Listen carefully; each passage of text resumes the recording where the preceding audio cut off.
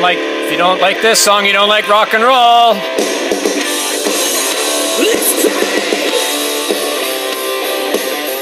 Hey, Blackmore Rules here. Greg the Egg. One and only Airborne. Black Dog Barking, the album.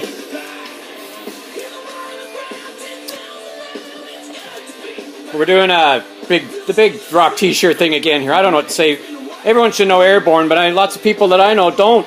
Any Airborne album's excellent. Just saw them live a while ago. They were excellent live. Just like watching AC/DC in '77. But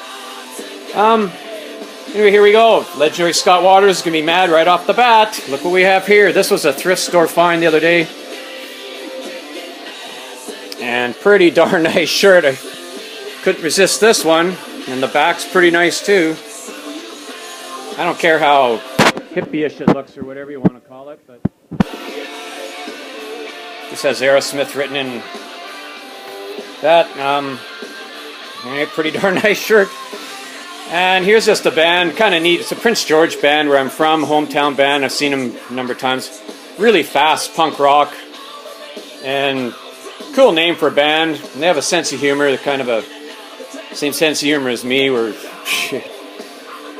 just realize you're an idiot and you may as well just get used to it. But they just put out an album. Just recorded it and released it on Bandcamp if you want to check them out. Okay, here we go next. When I went to see Molly Hatchet, I was able to interview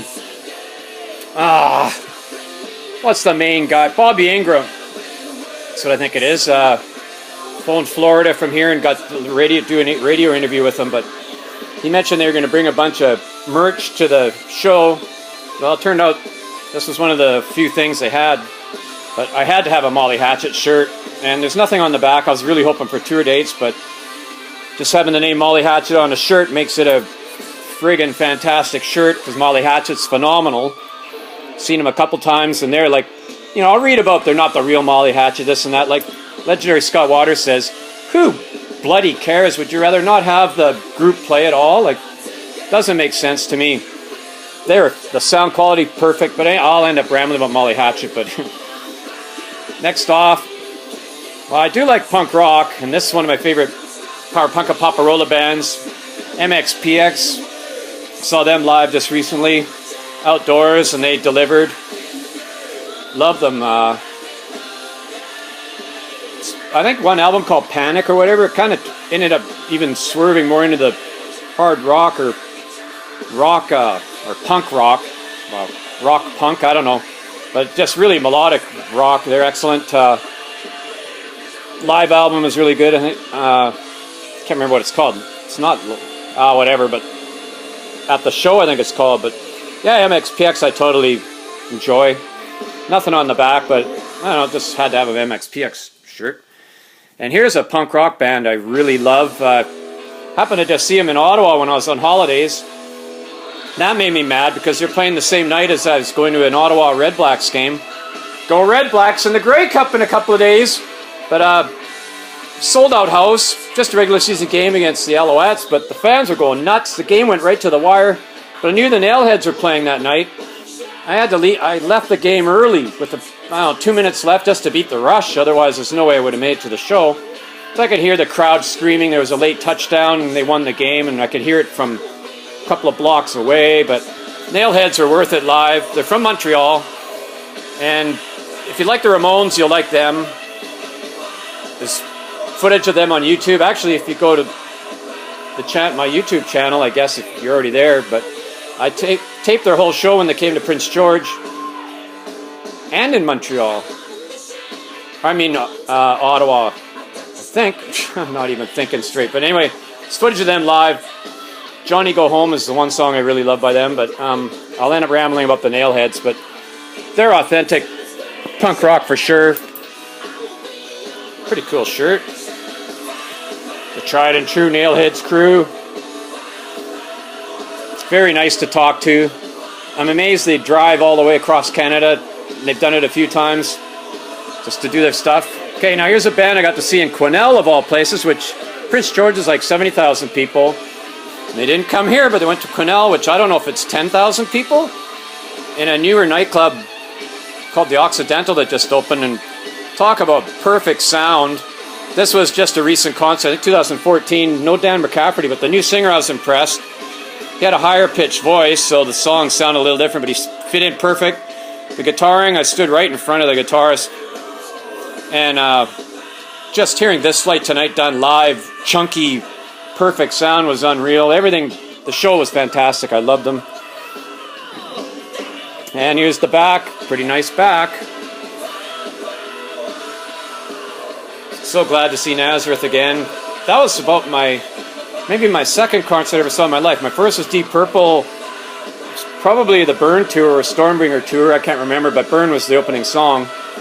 And but the second one I remember was a packed Pacific Coliseum where the Canucks played at the time, 15,000 seat hockey stadium. But when they did Shapes of Things at the end as the encore with the smoke and explosions, and I just couldn't believe that was like a rock and roll moment that I'll never forget. That's one of the greatest songs in rock history. Just got goosebumps thinking about it. But totally recommend you check out that song off of Rampant. The studio version, just unreal. And there's a good YouTube video where they just show a bunch of, I think, nuclear bombs going off. Like, it's really well done for a background for that song. I think it's Shapes of Things Space Safari. I think it's Slash. I think they actually title it two things. But anyway, you'll figure it out. And here's a shirt. I don't remember where I picked it up, but I was so happy when I did. Nazareth Razumnaz and Loud and Proud. I love the album cover art on both equally. Love to have a Razumnaz shirt, but pretty proud of this shirt. I almost gave it away, but it worked out I didn't. But Loud and Proud on the back, perfect. Okay. Whoa, this is before. Now these are going to be out of order, but anyway. Again, here's another shirt that could be considered my favorite shirt. The album cover from Rainbows on Stage. I mean, that just should, right there, Rainbow should have taken over the world. There's Dio and Blackmore. Oh, anyway, I'll end up just looking at this picture and admiring it, but the sound on stage, I've never, like, I love Made in Japan and Made in Europe, stuff like that from Deep Purple, but this album, it's like the Scorpions Worldwide Live. For some reason, the sound quality sounded too big stadium for me, where I'd rather hear, like, Russia's ABC Live. Well, Russia's a good example, too. All the World's a Stage, I find it, this big stadium sound where this ABC Live 1974 is the radio broadcast, raw soundboard sound. I just happen to prefer that. Helix's Live in Buffalo, too, is great for gritty radio sound. You can find that on their website, planethelix.com. I think pretty sure that's what the website is. But anyway, I don't think you can buy the CD anymore. I did buy it off their website at one time, but I don't think it's available anymore. Nothing on the back. Okay, and this, just because that's as good a rock and roll picture as you'll ever get. Off the live album. Yeah, sure wish I would have been born looking like Randy Rhoads, but oh well. Instead I'm an egg. But yeah, that's a classic picture. I love the polka dot guitar. Someone kind of thought they didn't really like that look, but I think it's fabulous. Great rock picture. And then the back is phenomenal. I think I bought this at Sweden Rock, actually, because they have unreal shirts there. But yeah, look at the concert picture, Randy. As if I'm on a first name basis with him, but it's just got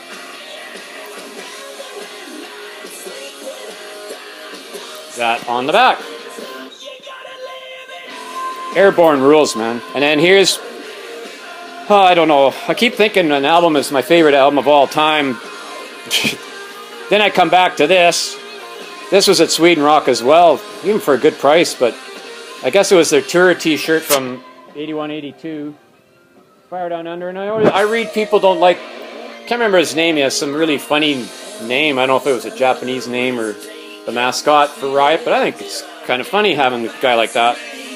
But yeah, Riot, this album, Fire Down Under, is arguably one of the best hard rock albums in rock history, and I rate Narita equal with it. The first album, Rock City, I'll say Overdrive, a few songs like Overdrive and a couple others are on that level, but people seem to really name drop Fire Down Under more than Narita, but I put them equal footing. Here's the back. Man, I gotta wear this shirt more often. But this doesn't go on forever. Now here's another Riot shirt I bought at Sweden Rock. Now the later Riots, it's more pick and choose for me because their style changed. They got heavier, but there's a lot of different genres they hit. They get really hard and heavier later on, and they got a little back to the more melodic and stuff like that. But here's the back. This is unbelievable, this part of the shirt. Look at that. And I did get to see him play live at Sweden Rock. I had a choice, really maddening choice. Riot was playing the exact same time for the exact same length as Blackfoot. I'd never seen Blackfoot live, but I picked Riot to watch, and I don't regret it. But man, to watch Highway Song done live would be, you know, like a dream come true. But Riot, seeing Mark Rielli, or however you pronounce it, live would have been unreal. And it was, except there's the two genres. The early stuff has, there's a little wall there to me, where you go with those first few albums, then it switches to a different style. So I loved it when they did Overdrive and whatever else the early stuff has. But anyway, this is just a shirt of a band I brought to town. Pretty hard for you to see footage of them. They were great live. Just a band called Rockin'. Now, because we went out of order here, just never get to see. I wish rock t-shirts weren't black anymore. Why do they always have to be black? I'm tired of black. The nice purple one, of course, for Rainbow. Excellent album cover. Love this. Blackmore's first album. One album I like better was the next album after this one, though. That was the initial album. Then again, maybe the best album cover in rock history, maybe the best album in rock history, Rainbow Rising. Totally love that.